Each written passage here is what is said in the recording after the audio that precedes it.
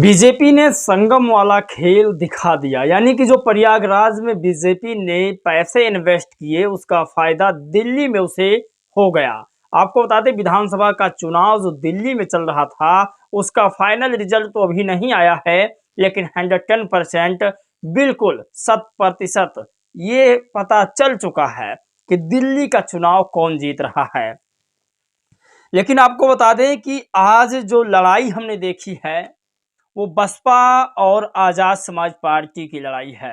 यह विधानसभा दिल्ली का अंबेडकर नगर है, जहां पर आजाद समाज पार्टी और बसपा में कांटे की टक्कर थी। आपको बता दें, इसमें जो फर्स्ट नंबर की पार्टी है वो है आम आदमी पार्टी।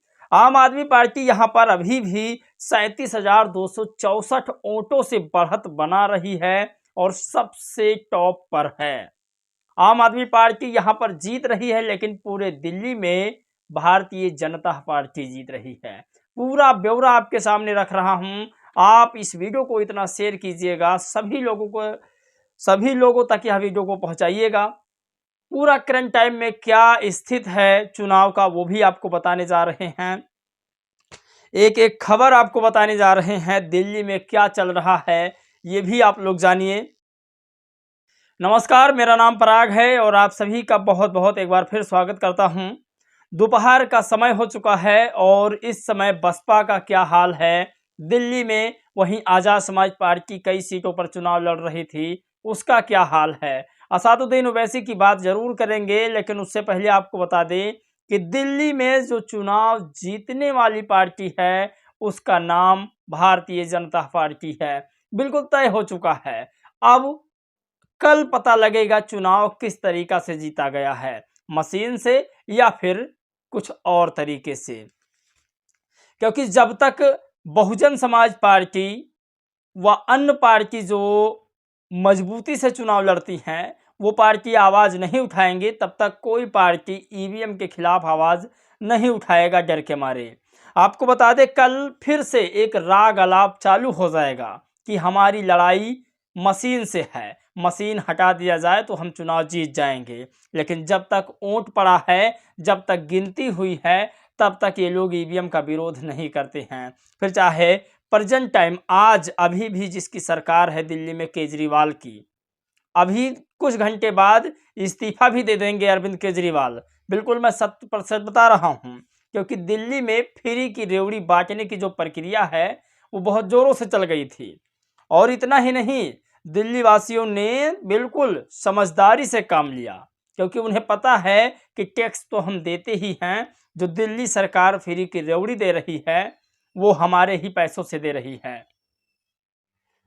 तो फ्री के रेवड़ी के चक्कर का दिल्ली में कोई प्रलोभन नहीं चला है। बीजेपी वहां पर चुनाव जीत रही है और ये बहुत बड़ी खबर है। इस समय अरविंद केजरीवाल भी लाइव हैं, टीवी मेरे सामने चल रही है, वहां से लाइव आपको बता रहे हैं। आपको चुनाव आयोग के वेबसाइट से खबरें भी बता रहे हैं।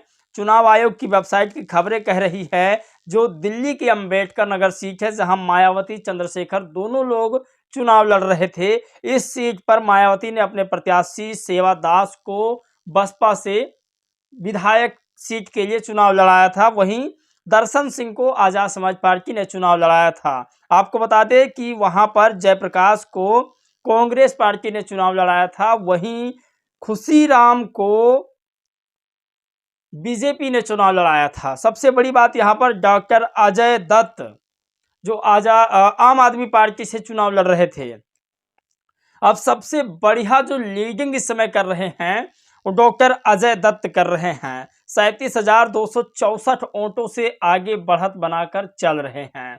ये इस समय की ताजी खबर है। एक अपडेट आई है, बीजेपी 47 पर पहुंच चुकी है।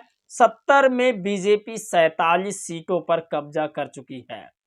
वहीं 23 सीटों पर आम आदमी पार्टी कब्जा कर रही है।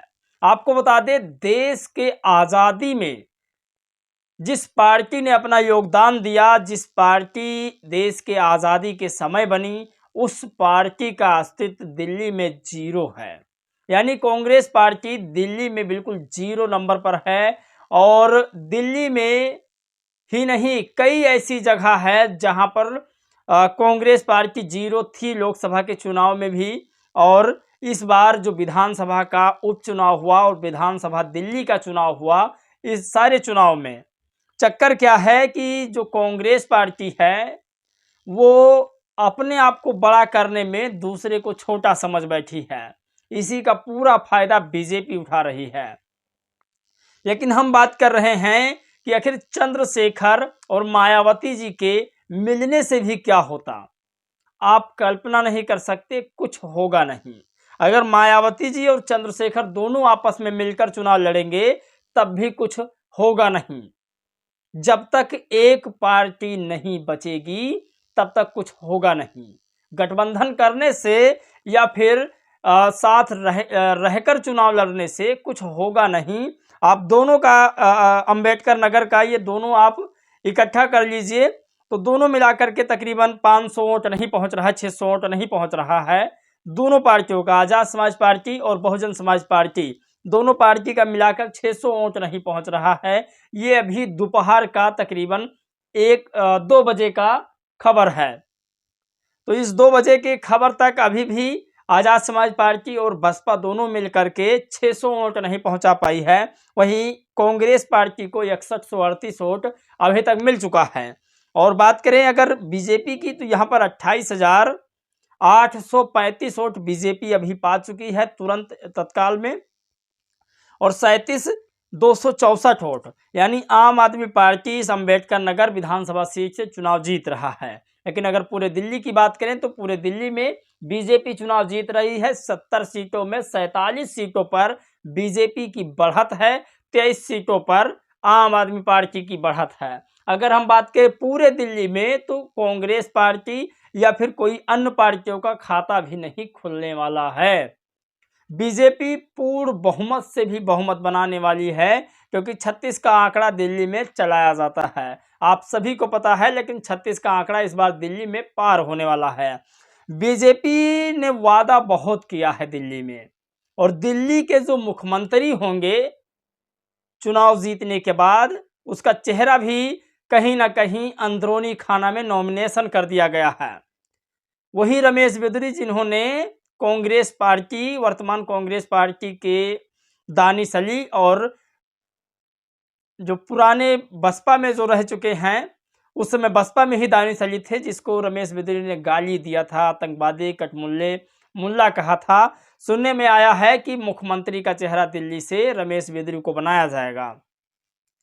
तो इस वक्त की सबसे बड़ी खबर है, कांटे की टक्कर है। टीवी अखबार में डिबेट चल रहा है कि आखिर खेला कैसे पलट गया, 10 सालों का चुनाव जीता हुआ व्यक्ति कैसे हार गया। ये सब मथन हो रहा है, टीवी अखबार वाले कर रहे हैं। लेकिन सबसे बड़ी बात यह है कि बसपा और आज़ाद समाज पार्टी व छोटी पार्टियों की बातचीत बिल्कुल नहीं हो रही है। वहाँ उन्हीं पार्टियों की बातचीत हो रही है जिनके रिश्तेदार आपस में मिलते हैं। यानी कि यूँ कहें तो जातिवादी पार्टियाँ और जातिवादी टीवी अखबार, ये सारे लोग अपने हिसाब से काम कर रहे हैं। तो ताज़ी खबर है इस वक्त की, आपको बता दें अभी भी लीडिंग में 47 और 23 का आंकड़ा चल रहा है। ये सबसे बड़ी खबर है। लेकिन अब हमको समझना ये होगा कि आखिर ये जो सेवादास जी हैं और दर्शन सिंह जी जो हैं, पैसे इन दोनों ने खर्च किए होंगे अच्छे से, लेकिन चुनाव दोनों लोग हार रहे हैं। इसका कारण एक ही है कि मिशन हमारा भटका हुआ है, और जो मिशनरी साथी हैं वो भटके हुए हैं। दिल्ली में तमाम लोग आम आदमी पार्टी में शामिल हैं और तमाम लोग बीजेपी में शामिल हैं, कांग्रेस में शामिल हैं। आप कल्पना नहीं कर सकते, दिल्ली की जो दलित समाज की आबादी है तकरीबन 18% हो चुकी है 2008 से, और अब तक 18% में 2008 में जब बसपा ने चुनाव लड़ा था तो उस समय आबादी 17% थी, और 17% में 14% बसपा को वोट मिला था। लेकिन इस बार अभी 50% भी, यानी कि 0.50% भी नहीं क्रॉस कर पाई है। ये सबसे बड़ी खबर है इस वक्त की। और बहुजन समाज पार्टी का जो पदाधिकारी है, जो कार्यकर्ता हैं, वो लोग कितनी मेहनत किए हैं ये आज दिल्ली में दिखाई दे रहा है। लगातार दिल्ली में मेहनत करते हुए फोटो वायरल होती थी, तस्वीरें वीडियो वायरल होती थी। आकाश आनंद जी लगातार रैलियां कर रहे थे, लेकिन सारी रैली धरी की धरी रह गई। इसके पीछे का कारण क्या है मुझे भी नहीं पता, और क्या आज़ाद समाज पार्टी और बसपा के चुनाव लड़ने से ही बहुजन मिशन में गड़बड़ियाँ आई है? और आपकी राय प्रतिक्रिया जानना बहुत ज़रूरी है। जय भीम, नमो बुद्धाय।